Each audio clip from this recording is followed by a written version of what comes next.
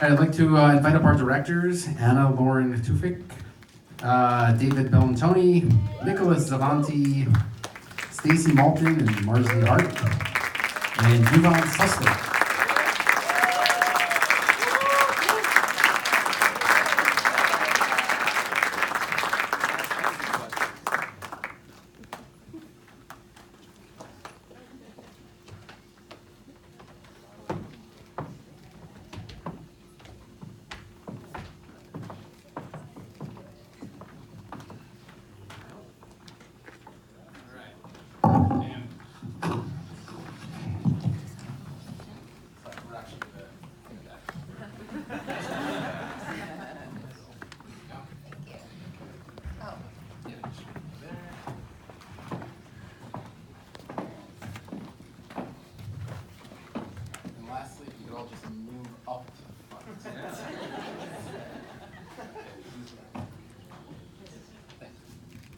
Okay.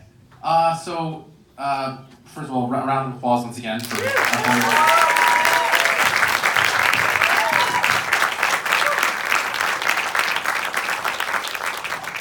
first, let me ask each of the filmmakers to introduce themselves and tell us which one was their film. Right here. I'm Yuval Sosler. I did the last film that you just saw, Rag.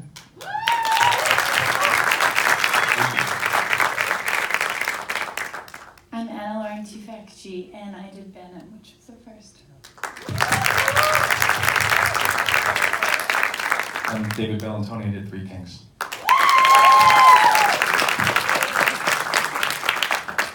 I'm Nick Sofante, and I directed Picket Fence. I'm Stacy Malton. I directed Jones. Marzi Hart, I wrote and acted in films.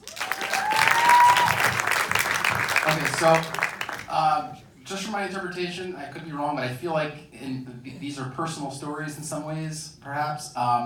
Can you tell us a little about what inspired these films? If it's something, a personal thing, or something maybe you heard from someone? So we'll begin here with you all. Well, yeah, I mean, for me, I wasn't born in Israel, but I lived there for many years, and the Israeli-Palestinian conflict is, of course, very close to me.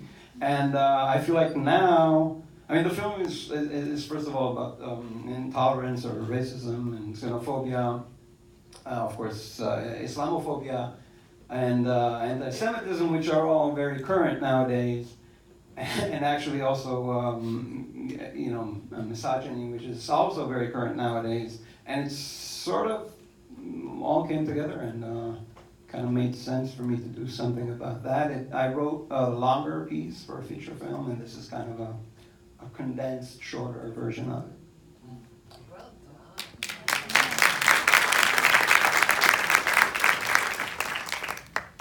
Pardon me, because I actually lost my voice. This is my first day with it back. I think Venom came from a place inspired by my husband, who I met, who's a Muslim, beautiful Muslim from Turkey.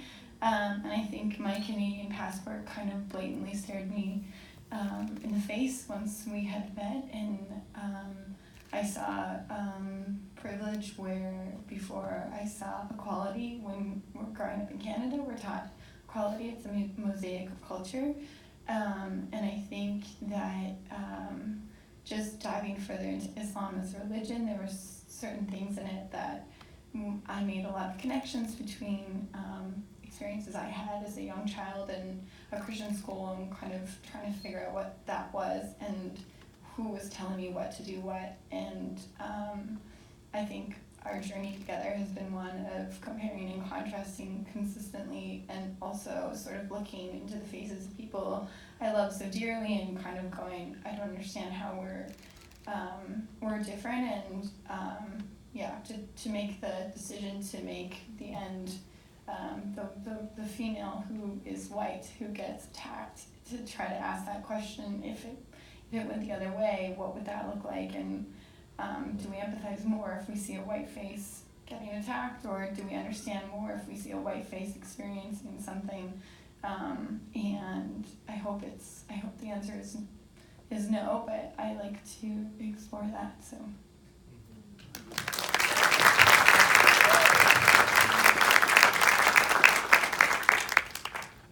Mine was definitely based on a true story. It's a memory of my mother, Patty Bellantoni. The characters are not exact, it's not a documentary, but the kind of film I try to capture the essence of the truth of these people. And I wanted to explore when somebody goes through something like that, not only the tragedy, but the humor of it. And I think so many movies about this only are very heavy-handed, and there's also a lot of really funny stuff. Some of the lines are taken from things that my mother said.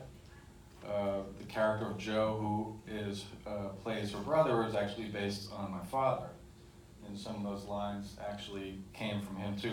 So this was a play first. You can tell it's very talky. It's, but I kept the same cast that was on stage in the film, and that was one of the best decisions I made because they knew the characters already. They'd already performed them multiple times in front of an audience, so I knew the story could work and be compelling and still hold my interest and I still get misty when I see it.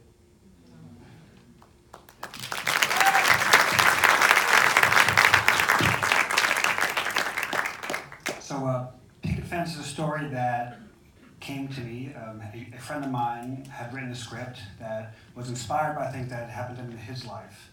And then he brought it to me, and for me, I think I was touched by it because high school is such an intense place, right? It's where all these things come together: feeling popular, fitting in, sexuality, your friend group, and it felt like this really great vehicle to explore all these intense emotions. So even though it's not a personal story for me, for every project I direct, I try to find that thing that resonates with me. When I was in high school, I was both a jock, but then also like a shy, artistic guy. So I was kind of caught in that mix. I recall, having feelings for a girl, but then you feeling so embarrassed about it. So for me, I think for every project, you find that thing that relates to you and that kind of sparks you to explore it from your own angle. So it was, and to be honest, it was a challenging project because, especially like if you're creating material and if it's not your own personal story, you want to honor it without kind of finding that line, where it's personal, but it also feels universal. So. I had the help of an amazing cast who's, a few of them are here, who I think really did great in finding that line. So, thank you for that,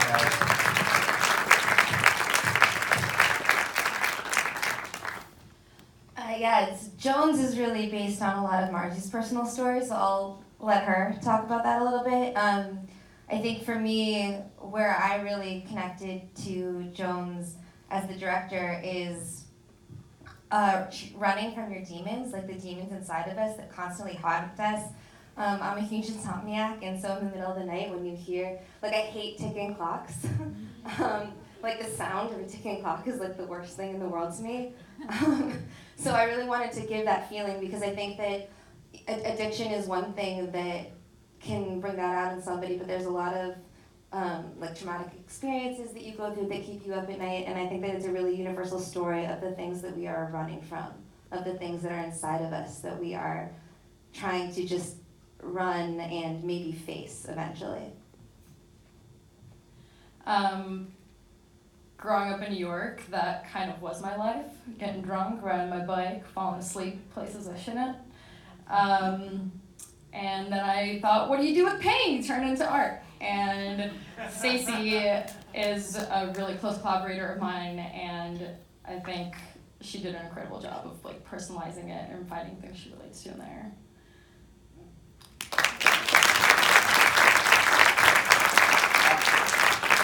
Does anybody have any questions for any filmmakers up here? One? No? Yes? What's your next project? Okay, let's start with you, Yvonne. Well, as I said, this was it's a condensed version of a longer feature-length a film that I would very much want to do. I'd watch that. Me too. Me too. I think I still have a heart for unpacking the young Muslim community. There's a collection of stories meant to give voice to those who maybe were treated unjustly, and it's about a young woman after 9/11 being accused of something she had nothing to do with, but at 16 goes to prison and spends weeks there and is completely confused, and watching a young girl maneuver that and work through that when it's just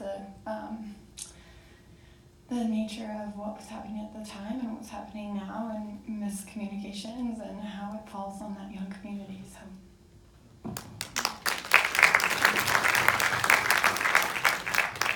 I'm part of a theater company. I just finished the one-act play.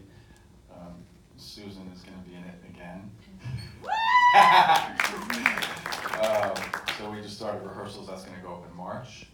And I am currently working on a feature version of this film. I'm about 35 pages in. So I hope to make it, extended. So I also have some pretty bad experiences with insomnia and other sleep disorders. So the next film I'm writing is a kind of psychological thriller horror about sleep paralysis. Which, if anyone has ever had that, it's a nightmare. So the film is basically about a character who's forever trapped in this state where, is he sleeping, is he dreaming? If anyone hasn't had sleep paralysis, you basically close your eyes, and you feel like you wake up and you're in this space, and every single person is like yelling at you and screaming at you, and there's like some monster in the corner, and behind you is like Freddy Krueger creeping up. And the thing is, it feels so realistic that it's the most terrifying experience that I've ever gone through. So I think it'd be fun to explore that world.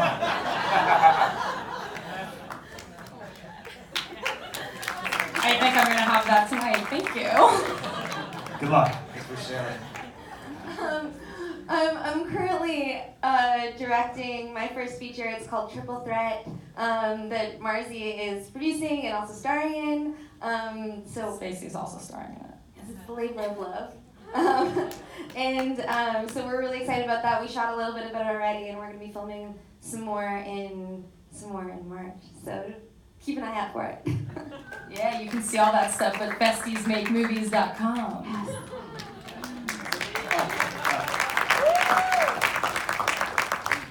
Yes, yeah. Is it okay? Yeah. Couple questions. I didn't know your name, I'm sorry. Nick? Yes, hi Nick. Yes, how do you find the pieces that you like to direct or start to work on? What inspires you to choose something to work on? So I think first and foremost, as a writer-director, I used to think like, how can I ever direct anyone else's script? It's like, oh, no way, no thanks. But then I think what you do is, to me, it's a mixture of finding things that are right for my sensibilities. I love drama. I love character studies. I love pieces that really let the actors kind of own that character. If you notice in our piece, a lot of it is just like the actors own it. Trevor over here did an amazing job, and then Kellen over here. I'm not sure if Phil or anyone else here, but. So for these guys, these guys, we found them in the casting process. It's like the characters weren't totally formed.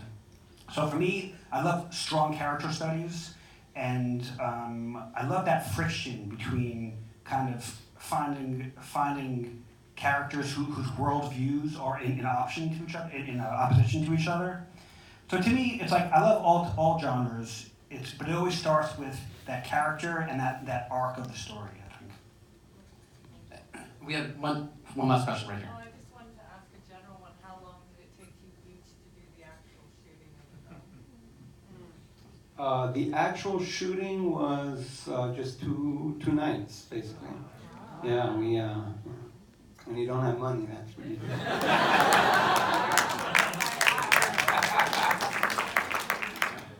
Ours was a 5-day shoot spread over 2 months. Yeah, 2 days. For our cast and crew, it was a 2-day shoot in the house. except for me. I was up at 4 a.m. for that mountain shot. Everyone else was sleeping in bed except for me and the actor. But it was 2 days, probably 14-hour days, both days. Yeah, ours was also 2 days and then 1 half day of pickups, which we were lucky that our other DP Donnie who's here today. We have some amazing cast and crew here today. They are, and they're all amazing. Okay. And real quick, if people want to follow you on social media, check out your website, find out about more screenings of your film, where's it playing next? Do you have a website, social? We just finished editing, so like a week ago almost. So because we send a work in progress, so nothing is done yet, but hopefully soon. Okay. Yeah, you can. I post most on my Instagram, Anna Lauren Love. Yeah. Yeah, you can follow me on Facebook or Instagram, David Bellantoni at WordPress as well. Same for me, Nick Zafante, Twitter, Instagram, website, everything. You can follow our production company, Besties Make Movies. We're on Instagram, Twitter, Facebook. Facebook! We also have stickers all over Brooklyn. Stickers in Brooklyn. I want to check those out. We got some stickers here. You can find us. If you like, give me a sticker. We might. But yeah, that'll say things on all of our projects. And then you can follow us personally too. All right. Thank you so much, all filmmakers. Thank you all for coming out. Thank you.